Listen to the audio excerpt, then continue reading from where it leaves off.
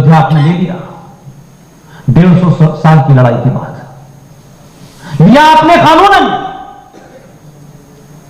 लेकिन उसी में आपके लिए एक रास्ता है अगर सही में आप कुछ करना चाहते हैं। अभी तत्कालिक इतनी बड़ी लड़ाई की बात छोड़ दीजिए, इतनी सी लड़ाई लड़नी है। लोग संसद में बने कानून के खिलाफ, पूरे विधि विधान से पास किए हुए कानून के खिलाफ कोर्ट की मोहर लगने के बाद, राष्ट्रपति की मोहर लगने के बाद भी शाहीन बाग पर बैठते हैं और सरकार पे सुप्रीम कोर्ट की न सुनते हुए दबाव बना देते हैं। चुनाव का मौसम है, अगर चुनाव में ही बार्गेनिंग हो सकती है तो इससे बढ़िया टाइम नहीं है, क्योंकि मेरे लिए मुद्दा इंपॉर्टेंट है, बार्गेनिंग इंपॉर्टेंट नहीं है। भारत की जो संविधान है उसमें आपको एक रास्ता दिया गया है। प्लेसेस ऑफ वर्शिप एक्ट 1991 केंद्र सरकार निरस्त कर सकती है, करेगी या नहीं करेगी मैं नहीं जानता, लेकिन उसमें एक रास्ता है। धारा 254 ब्रैकेट में 2 यह आपको रास्ता देता है कि अगर आपके राज्य की सरकार अपने सदन का सत्र बुलाए और इस धारा के तहत सर्वसम्मति से यह पास करे कि उत्तर प्रदेश में प्लेसेस ऑफ वर्शिप एक्ट 1991 निरस्त कर दिया जाए, तो उस प्रस्ताव को पारित करना और पारित करके दिल्ली भेज देना है। लखनऊ के बराबर में ही कानपुर है, कानपुर से भी ज्यादा रिश्ता है आपका। आपने कानपुर के लोग भी दिल्ली भेजे हैं। देश का राष्ट्रपति कानपुर का रहने वाला है। यह महत्व नहीं है, रहने वाले तो लोग अलग अलग जगह के हैं। राष्ट्रपति भी आप ही की दिल्ली वाली सरकार ने बनाया है, किसी दूसरे की बैसाखियों का राष्ट्रपति नहीं बना है कि किसी ने 2 ने समर्थन दिया है, 1 ने समर्थन दिया है। जैसे ही उस प्रस्ताव पे राष्ट्रपति साइन करेंगे, उत्तर प्रदेश में प्लेसेस ऑफ वर्शिप एक्ट समाप्त हो जाएगा। आपको अयोध्या में भी, आपको काशी में भी, आपको मथुरा में भी, उसके अलावा 7-8 हजार जो उत्तर प्रदेश में मंदिर हैं जो आक्रांताओं के कब्जे में हैं, 24 घंटे में सरकार अध्यादेश करके वापस ले सकती है। इसलिए ढोंग मत कीजिए, हम ये नहीं कर सकते, हम वो नहीं कर सकते, कुछ नहीं करना है। ये नारा सुनते सुनते मैं थक गया हूं भाई साहब। ये नारा अच्छा है, ये मथुरा काशी वाकई है, ये बहुत दिन हो गए। मैंने आपको इसलिए कहा है कि लीगल रूट है आपके पास।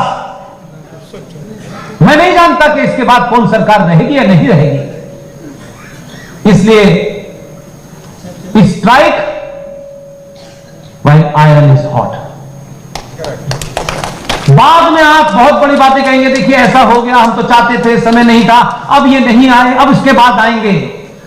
गया हुआ वक्त वापस नहीं आता है, इसलिए जो करना है आज करिए। लखनऊ से लेकर के उत्तर प्रदेश के करोड़ों लोग, 23 करोड़ लोग हैं, उसमें कुछ लोगों को माइनस कर दीजिए। उस बचे हुए लोगों से में भी 10% लोग तय कर लें कि 2022 का चुनाव इसी मुद्दे पे होगा। अगर यह पारित हो गया तो मैं फिर कह रहा हूं, सरकारों की जो स्कीमें होती हैं, 2 रुपए किलो चावल, बिजली का बिल,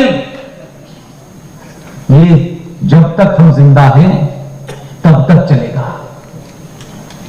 लेकिन जिन चीजों को ठीक करने की बात कह रहा हूं, उस पे आपकी आने वाले जनरेशन गर्व करेगी।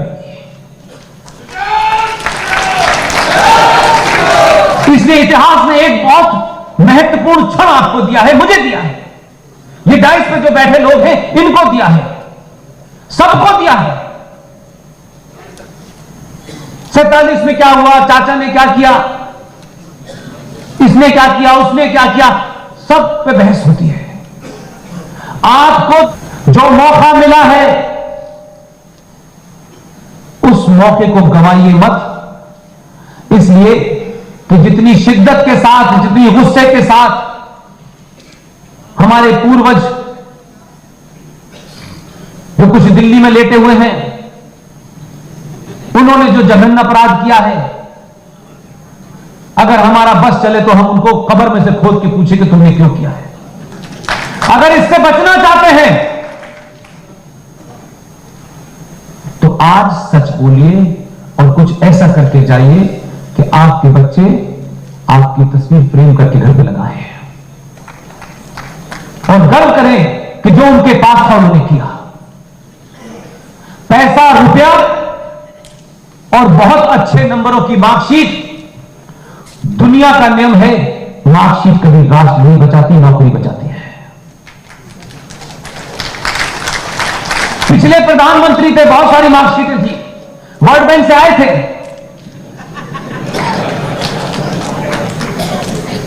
लाल बहादुर शास्त्री के पास बहुत सारी मार्कशीट नहीं थी, सुभाष चंद्र बोस इस्तीफा देके आए थे, आईसीएस ज्वाइन नहीं किया उन्होंने, ज्वाइन कर लेते तो सुभाष चंद्र बोस नहीं होते।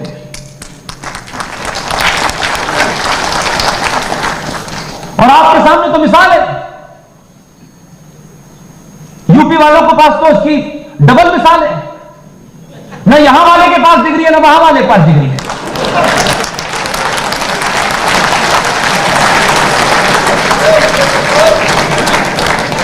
वो डिग्री की बात ही नहीं करता, 3 डिग्री की बात करता है।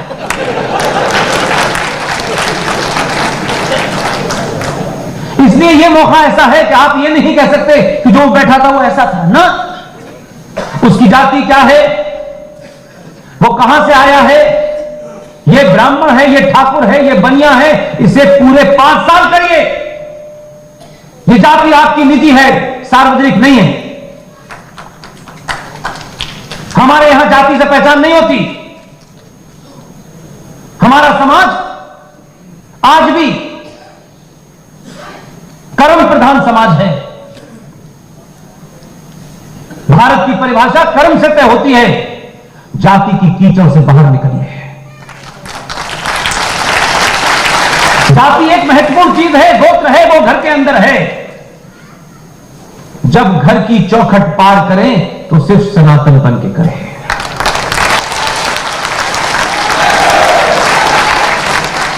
और सच को नहीं झुटलाया जा सकता। भगवान परशुराम ब्राह्मण थे,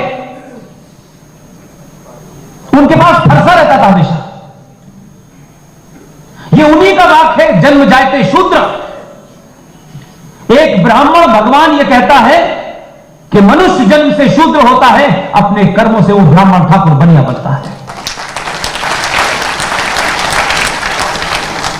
और इसका प्रमाण है, एक तरफ परशुराम ब्राह्मण है, दूसरी तरफ रावण भी ब्राह्मण है। एक के कर्म के कारण वो चौराहे पे जलाया जाता है और दूसरे के कर्म के कारण वो मंदिर में पूजा जाता है। दोनों ब्राह्मण हैं। हमारे यहां कोई ब्राह्मण